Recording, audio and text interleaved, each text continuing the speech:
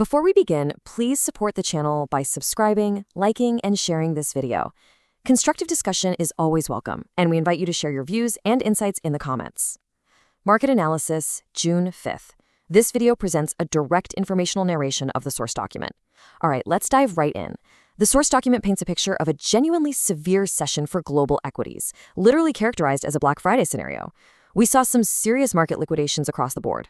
The Nasdaq managed to limit its decline to 0.18%, but the S&P 500 took a dive of over 2%, and the Dow Jones fell by 1.35%. So what was the culprit? Well, it was a 1-2 punch. First, the technology sector and AI supply chains were hit with major volatility after Broadcom's earnings report came out lacking any future guidance. And then, right on top of that, we got a major macroeconomic data release that really shook things up. Here is our roadmap for today's explainer. 1. The macroeconomic catalyst. 2. Broad market repercussions. 3. Institutional liquidity shifts. 4. Tech and AI sell-off. 5. Space sector dynamics. And finally, 6. Technical outlook and volatility. Let's start with Section 1, the macroeconomic catalyst. To understand the turbulence, we have to look at what happened pre-market. At exactly 8:30 a.m., the Bureau of Labor Statistics dropped a report that caught almost everyone off guard. It showed a surprisingly strong rebound in the May employment market. You can see the stark contrast here. The market was expecting an addition of about 180,000 jobs, but the actual number? A whopping 272,000 new jobs. That is a massive beat, and it actually came in higher than the previous month's additions too. Now let's unpack the rest of those labor figures. While the job additions were huge, the overall unemployment rate actually held completely steady at 4.0%. On the wage front, hourly earnings ticked up by 0.4% month over month, bringing the year-over-year increase to 4.1%. There is a small caveat, though. The job additions for March and April were quietly revised downward by a combined 93,000. But, even factoring in those downward revisions, this overall report still massively exceeded market expectations. Moving right along to Section 2, Broad Market Repercussions. The immediate shockwave from that labor data hit the bond market instantly. U.S. Treasury yields spiked literally the second that data was released, punching right through the absolutely critical 4.5% threshold. And as you might know, whenever yields cross that specific level, it traditionally acts like a gravity well, exerting heavy downward pressure on pretty much all other asset classes. Because of that hot jobs data, market expectations did a total 180. Previously, everyone was banking on a rate cut. But suddenly, markets rapidly started pricing in a 25 basis point rate hike by December, with some even whispering it could happen as early as October. That is a massive pivot. Consequently, as we noted, the S&P 500 dropped 2% and the Dow shed 1.35%. Even WTI crude futures fell, which points to underlying fears of recessionary demand. Interestingly, former President Trump even chimed in on this, noting that while a booming jobs report historically signals a rising market due to strong corporate earnings, today's market dynamics have totally detached from that historical precedent. Let's look under the hood in Section 3, Institutional Liquidity Shifts. Beyond the surface-level data, there were some heavy institutional mechanics driving this sell-off. It's basically a four-step process. First off, we had classic profit-taking.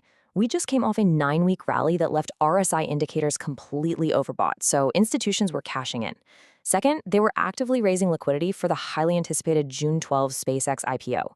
Third, they were busy adjusting their portfolios to account for the S&P Dow Jones 12-month observation rule for IPO index inclusion. And finally, number 4, they were building defensive positions against potential Bank of Japan rate hikes, basically trying to hedge against the risks of a yen carry trade unwinding. It's a lot of moving parts, all happening at once. Now, let's drill down into Section 4, the tech and AI sell-off.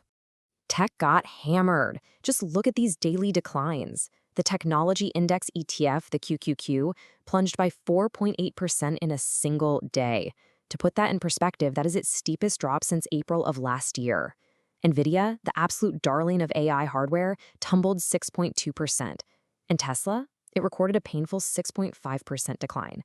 That drop in Tesla was largely driven by retail capital actively reallocating ahead of that upcoming SpaceX IPO we just talked about.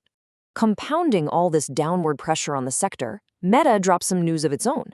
They announced plans to actually sell equity in order to fund their AI capital expenditures. Naturally, this strategy immediately ramped up shareholder concerns about stock dilution, not to mention the massive, ongoing capital requirements just to keep this new AI infrastructure running. Pivoting a bit, let's go to Section 5, Space Sector Dynamics. It was a tale of two completely different outcomes in the space sector during this session.